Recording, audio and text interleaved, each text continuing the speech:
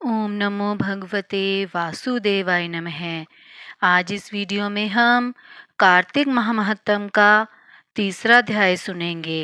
श्री कृष्ण भगवान के चरणों में शीश झुकाओ, श्रद्धा भाव से पूजो हरि, मनवांछित फल पाओ। सत्यभामा ने कहा, हे प्रभु, आप तो सभी काल में व्यापक हैं और सभी काल आपके आगे एक समान है। फिर यह कार्तिक मास ही सभी मासों में श्रेष्ठ क्यों है? आप सब तिथियों में एकादशी और सभी मासों में कार्तिक मास को ही अपना प्रिय क्यों कहते हैं?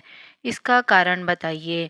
भगवान श्री कृष्ण ने कहा, हे भामिनी, तुमने बहुत अच्छा प्रश्न किया है।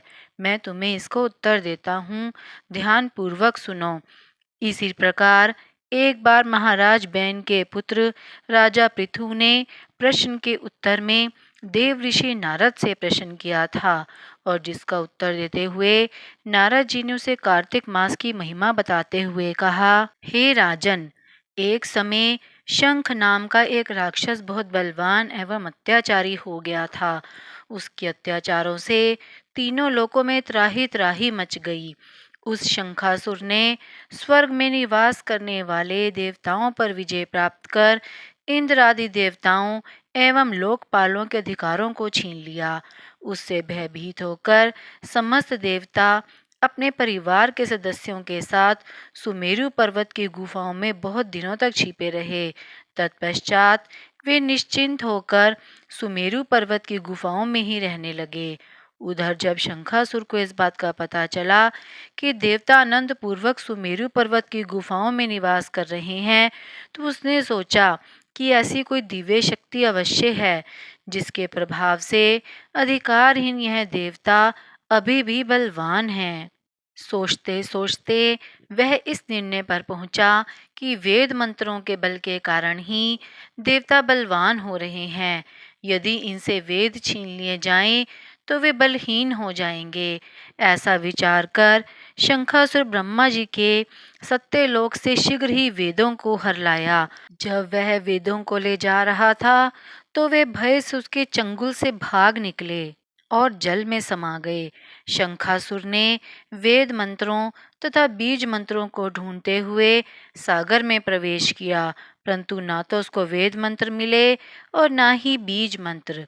जब शंखासुर सागर से निराश होकर वापस लौटा तो उस समय ब्रह्मा जी पूजा की सामग्री लेकर सभी देवताओं के साथ भगवान विष्णु के शरण में पहुंचे और भगवान को गहरी निद्रा से जगाने के लिए गाने बजाने लगे और धूप गंध आदि से बारंबार उनका पूजन करने लगे। धूप, दीप, नैवेद्य आदि अर्पित किए जाने पर भगवान की निद्रा टूटी और वह देवताओं सहित ब्रह्मा जी को अपना पूजन करते हुए देखकर बहुत प्रसन्न हुए तथा कहने लगे, मैं आप लोगों के इस कीर्तन एवं मंगलाचरण से बहुत प्रसन्न हूँ।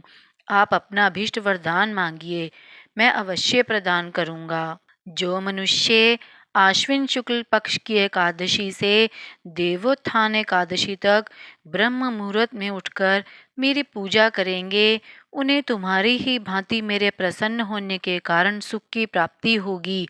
आप लोग जो पाद्य, अर्घ्य, आचमन और जल आदि सामग्री मेरे लिए लाए हैं, वे अनंत गुणों वाली होकर आपका कल्याण करेगी। शंखासुर द्वारा हरे गए संपूर्ण वेद जल में स्थित हैं। मैं सागर पुत्र शंखासुर का वध करके उन वेदों को अभी ला देता हूँ। आज से मंत्र, बीज और वेदों सहित मैं प्रतिवर्ष कार्तिक मास में जल में विश्राम किया करूँगा। अब मैं मत्स्य का रूप धारण करके जल में जाता हूँ। तुम सब देवता भी मुनीश्वरों सहित मेरे साथ जल में आओ। इस कार्तिक मास में जो श्रेष्ठ मनुष्य प्रातः काल स्नान करते हैं, वे सब यज्ञ के अवभृत स्नान द्वारा भली भांति नहा लेते हैं। हे देवेंद्र, कार्तिक मास में व्रत करने वालों को सब प्रकार से धन, पुत्र, पुत्री आदि देते रहना और उनकी सब आपत्तियों से रक्षा करना। हे धनपति कुबेर, मेरी आज्ञा के अनुसार तुम उनके धन धान्य की वृद्धि करना, क्योंकि इस प्रकार का आचरण करने वाला मनुष्य मेरा रूप धारण करके जीवन मुक्त हो जाता है। जो मनुष्य जन्म से लेकर मृत्यु पर्यंत विधि पूर्वक इस उत्तम व्रत को करता है, वह आप लोगों का भी पूजनीय है। कार्तिक शुक्ल पक्ष की एकादशी तिथि को तुम लोगों ने मुझे जगाया है, इसलिए यह तिथि मेरे लिए अत्यंत प्रीतिदायिनी और माननीय है। हे देवताओं, यह दोनों व्रत नियम पूर्वक करने से मनुष्य मेरा सानिध्य प्राप्त कर लेते हैं। इस व्रतों को करने से जो फल मिलता है वह अन्य किसी व्रत से नहीं मिलता। कार्तिक मास महात्म्य का तीसरा अध्याय संपूर्ण हुआ। अगर आपने अभी तक मेरे चैनल को सब्सक्राइब नहीं किया है तो आप मेरे चैनल को सब्सक्राइब करें ताकि आपको मेरे आने वाली वीडियो की नोटिफिकेशंस मिलती रहें। आप मेरी वीडियो को ज़्यादा से ज़्यादा लाइक और शेयर करें।